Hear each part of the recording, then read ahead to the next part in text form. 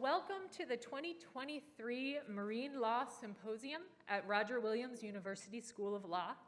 Can offshore wind development have a net positive impact on biodiversity, regulatory and scientific perspectives and considerations?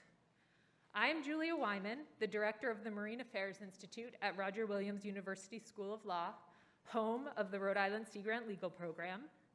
The Marine Affairs Institute is a partnership with the Law School, the University of Rhode Island, and Rhode Island Sea Grant. We are a non-advocacy institute. Part of our mission is to educate the next generation of marine, coastal, law, and policy professionals. Another part of our mission is to provide education on emerging marine and coastal law and policy issues to professional audiences and the public. Today, we are here because of that part of our mission. We are so pleased to be hosting you today with our amazing program and our wonderful co-host, the Nature Conservancy. We could not have asked for a better partner to prepare this program for you. The symposium would not have been possible without the support of Roger Williams University School of Law and Rhode Island Sea Grant. We would like to thank Dean Gregory Bowman and Director Tracy Dalton for their support. A big thanks also to the Marine Affairs Institute staff and the Roger Williams University School of Law staff, Emily Migliaccio, Chris Parrott, Molly Perkins, and Chelsea Horn, for all of their work in preparing for these 2 days. Lastly, thank you to each and every one of you. We couldn't have asked for a better group of panelists and a better audience to come together for the next 2 days. We truly appreciate all of you making the time to be with us here. Today and tomorrow are going to be filled with information and lessons learned from a wide range of experts from around the world. I encourage you to put yourself back into learning mode and to get ready to listen and engage with the material and the speakers. Tricia, Jedele, my co-lead for this symposium from the Nature Conservancy, will be at the podium in a few minutes to guide you through the genesis of this symposium. And then I'm going to come back up and help set the framework for productive conversation for the next 2 days. First, though, I am pleased to introduce you to the president of the university, Ioannis Miaoulis, who would like to welcome you to our lovely campus. President Miaoulis.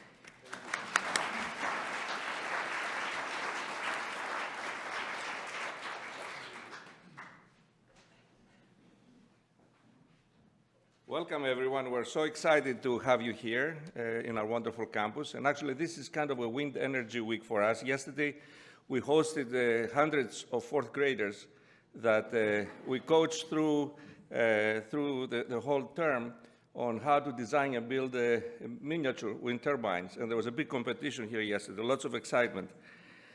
So our university is a leader in ocean and coastal education, and across 8 schools of studies, we're driving conversations, ideas, and action in the blue economy for Rhode Island and our region, and we're thrilled to partner with this national and global collaboration like the conversations you'll have over the next few days. Our Rhode Island University School of Law, through its Marine Affairs Institute, and partnerships with University of Rhode Island and Rhode Island Sea Grant, is a national leader for marine and coastal law. And I want to thank Julia Wyman, her team, and my friend, the Dean, Greg Bowman, for the work in hosting and designing a great program. Roger Williams University's great work is being a convener of informed conversations and also to work together to create solutions to our most urgent challenges.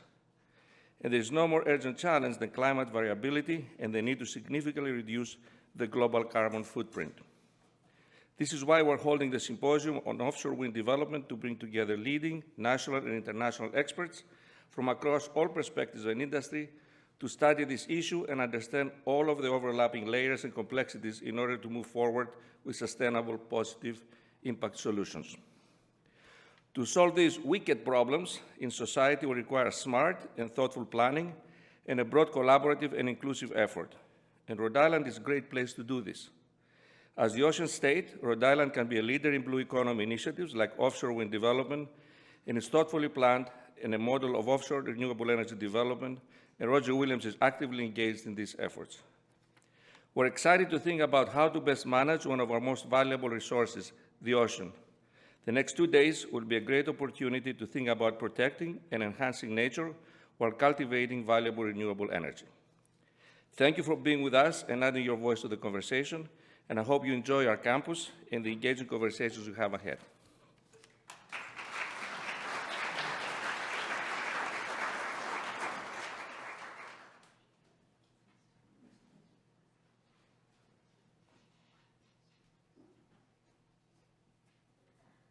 Hello. Oh my gosh, I'm so excited for this day. It's been 7 months and so excited to see so many faces that I've only known over the course of Zoom meetings. So I can't wait to get started. My name is Tricia Jedele. I have been a practicing environmental attorney for 25 years. I recently started a new position at the Nature Conservancy as their Atlantic Coast Offshore Wind Policy Manager. So I'm working on offshore wind and related issues from Maine through the Carolinas. And I work from my home in Rhode Island, where I have lived my entire life. I have worked on offshore wind for a little more than a decade, and this is really the first time in my career that I have started to become familiar with this concept of net positive impact on biodiversity. So if you feel like you're just here learning for the first time, you are not alone in that club. I have just started learning myself. And as I started to engage in conversations on this topic with scientists, regulators, and developers, I realized very quickly that what a goal is designed to achieve versus what a particular project could achieve in this space was quite different, because one was aspirational and the other had to operate within a particular regulatory and marine environment. And that even if we collectively were using some of these terms, net gain, nature positive, net positive impact, interchangeably, that how we were measuring success or even defining the terms or identifying outcomes was very different depending on the scale that we were talking about and depending on our own perspective. And so this is just a reminder to all of us that there are many different perspectives when we talk about these terms, and there are different drivers.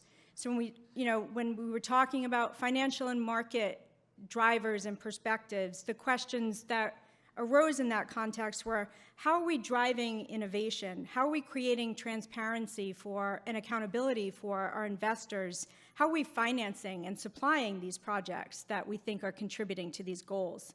And then when you talk to folks that are working from the science perspective, the questions are somewhat different. How are we measuring success? What are our data constraints and limitations? What kind of data do we need? How should we be prioritizing the research we do to achieve these outcomes? And then again, different when you're talking to folks that are talking about this topic from a policy and government or regulatory perspective. How do we set goals that are achievable? How do we set goals that actually enhance ecosystem functions and protect and enhance species richness? How do we oversee the frameworks we establish and make sure that science is informing those frameworks and aligning with those frameworks? Why are we doing this? What's possible? What's needed? These were questions that are on repeat in the conversations that I was having. So this is why and how I came to partner with the Marine Affairs Institute at Roger Williams University School of Law on this topic.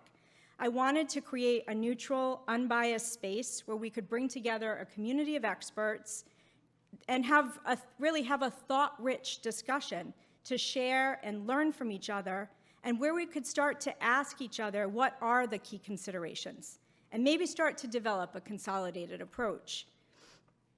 I am so grateful to those of you who have traveled a very great distance to be here and contribute to this conversation as guests, as panelists, and as moderators. I'm grateful for the enthusiasm that many of you have expressed for this topic and the symposium.